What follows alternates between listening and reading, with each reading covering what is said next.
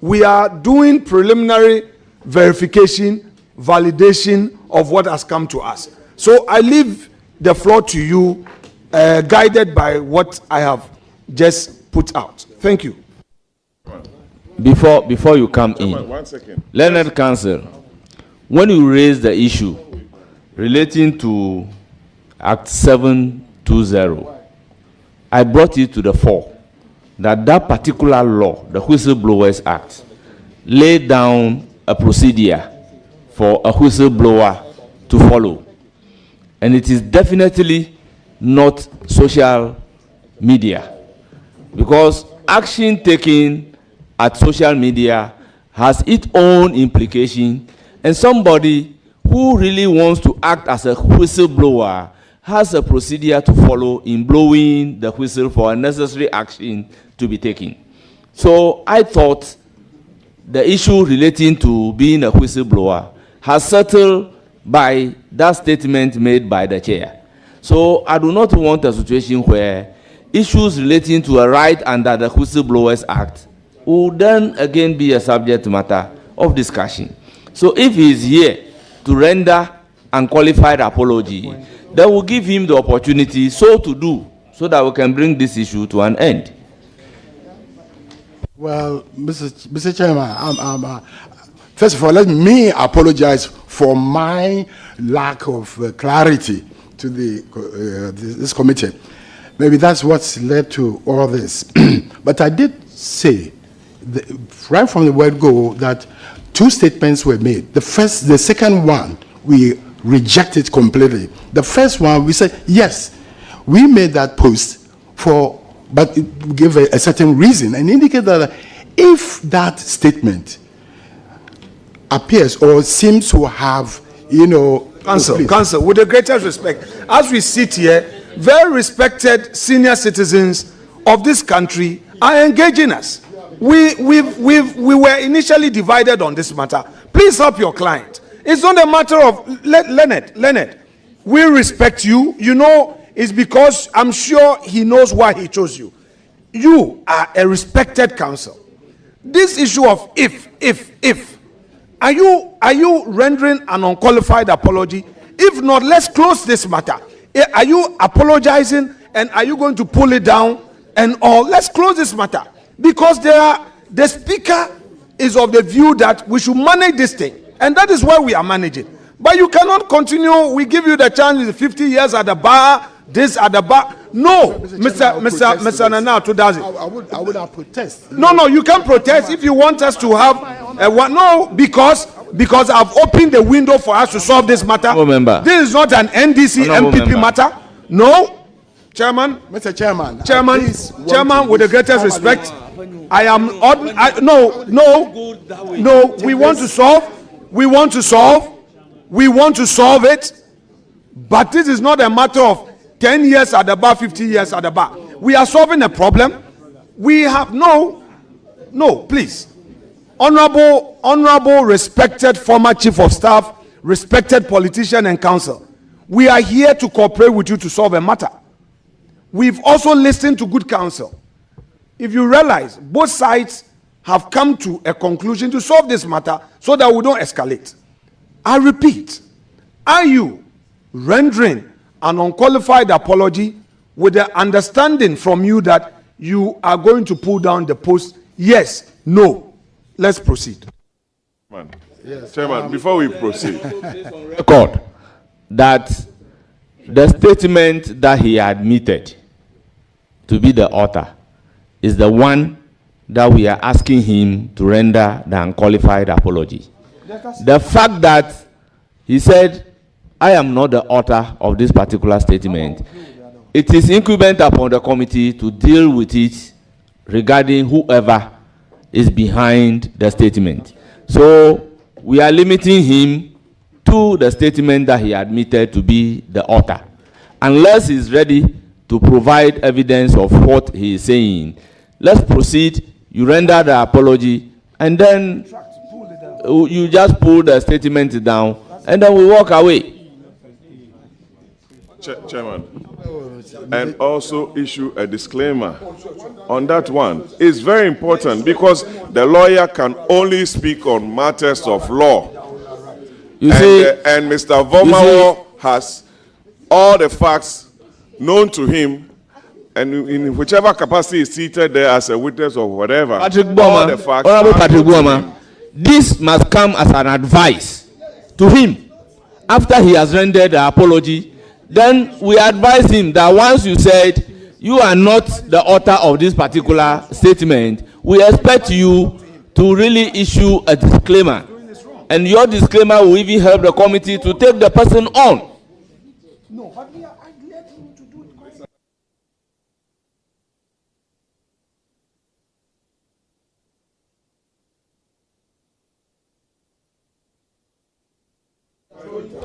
So, Honorable Counsel, the floor is now being given to your client. No, unless I'm, Mr. Chairman, with due respect, unless I'm ruled out to speak. But I'm here representing my client, and it's my duty and obligation to ensure that he doesn't run into any challenges which he's not entitled to be pushed into.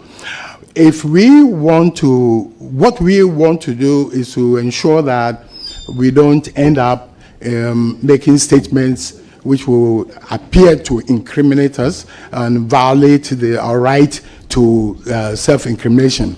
I will, in a moment, allow my client to make a response, but our point is that, yes, we made that statement, but we are saying that it was not intended. Honorable Chief of Staff, are you doubting the integrity of this committee? No, I don't know where. So that is why we are giving you our words. You're very well. That, why? Please. Mr. Vormawor, yeah. Be cool.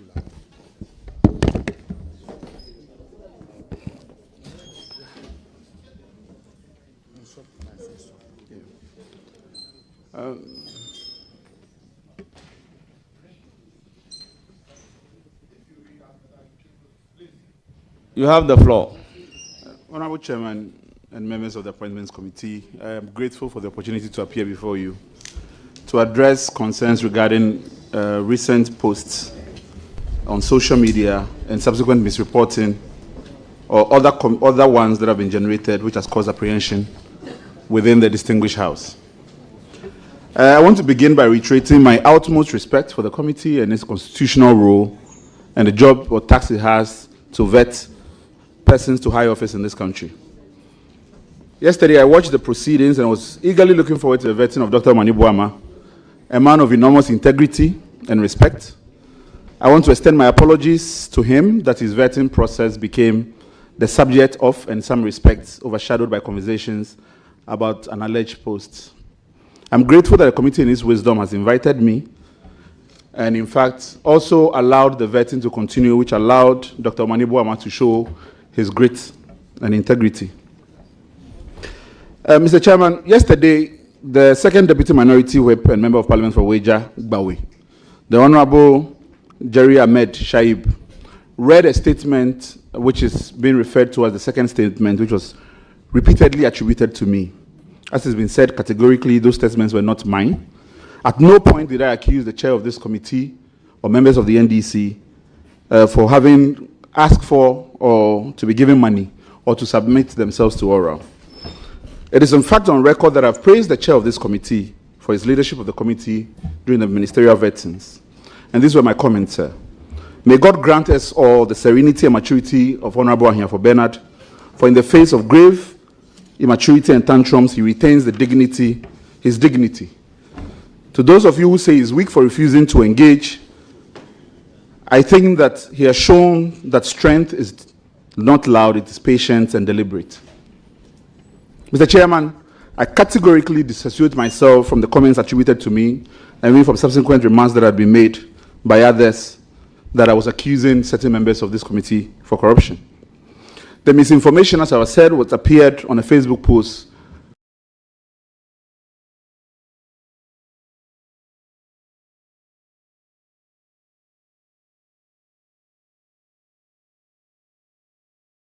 The facts Honorable are Patrick not- Buama. I have not been a member of the NDC in the past, and it is my hope that my ideology, which has always been stated, I've always voted consistently for the CPP, and I will continue to do so. Mr. Chair, I want to, in fact, provide context and clarity to the post that have caused consternation before the committee. In fact, when I was making the post, I was referring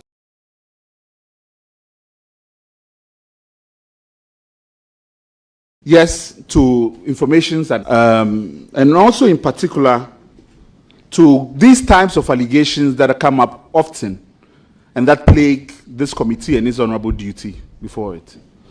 The intent of the post was to invite persons who were reaching out to me in my inbox because of the work I do, that there ought to be a process by which they submit themselves to.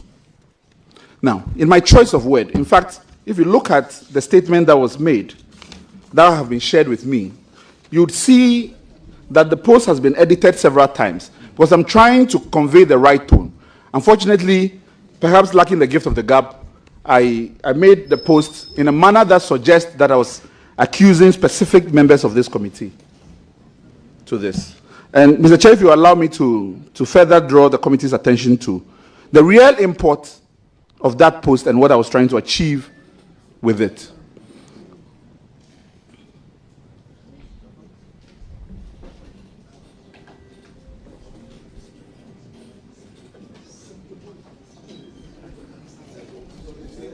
Please, there is no need reading the statement. We all have copies. So just proceed. Just proceed with your apology. Mr. Chair, the truth is, despite this, I was in fact working on an article concerning this very issue. And that the context of the post were reflections that I were having in connection with so many issues that I found as part of my research. And if the committee would allow me, I'm able to provide that again, context and clarity. I say unequivocally, Mr. Chair, on Monday evening, I watched the current majority leader on City TV's point of view. He spoke about concerns he and others has raised in the past regarding improper approaches that have been made to the committee.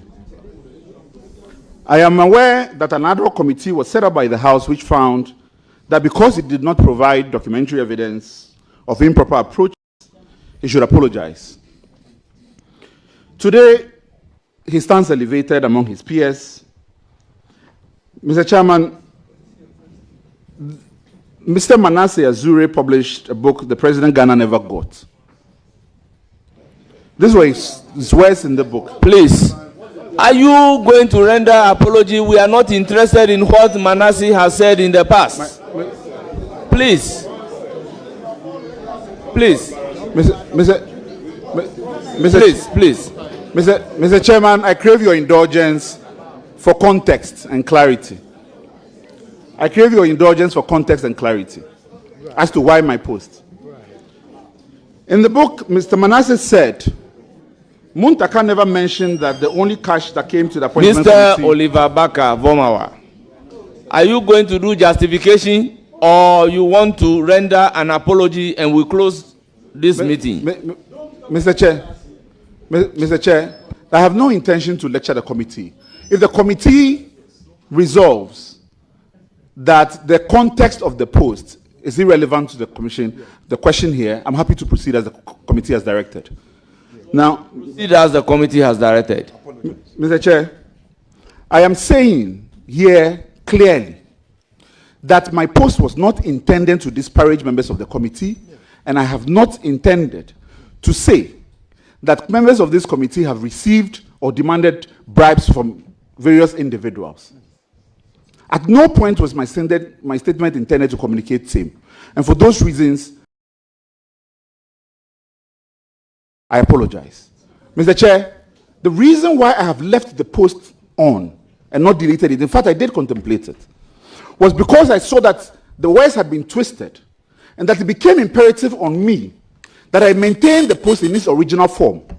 That if I was questioned on it, reference can be made to be able to verify verify it. This is the reason why it wasn't deleted. So now that it's been resolved, will you want to pull it down? Mr. Chair, I am happy to. As the conversation has generated, as indicated, and the clarity has been brought to it, I'm happy to. Sure. You are hereby advised to also do a disclaimer. A disclaimer of what you claim you are not responsible. Then we can pick it up from there. Most grateful. I reiterate again categorically, and for all intents and purposes, as I have done 4 days ago and continue to do, that I have at no point uttered those words. All I know about the statement that appeared on an MPP Projects Bureau Facebook account. That's it. I don't know the source of it. Thank you very much. You may now proceed to let us have copies of your disclaimer at the various platforms. Most grateful, my chair. I'm happy to provide same. Thank you very much. Honourable members, the apology.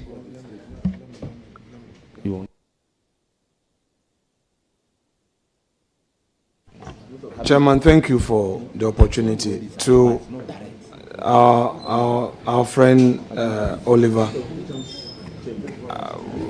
for me, I think what you've done, if you follow it through, it will help all of us, including you. So please proceed as you have said to do the needful. That's all about it. Thank you, Chairman. You may proceed. Thank you very much. Learned Counsel, your client, having apologized, is hereby discharged. The patience and tolerance. Thank you very much for attending upon the committee and clarifying issue. Yeah. My hope and the prayer is that the media would equally handle this, to use the word, with equal prominence as how the allegation was handled. Thank you all.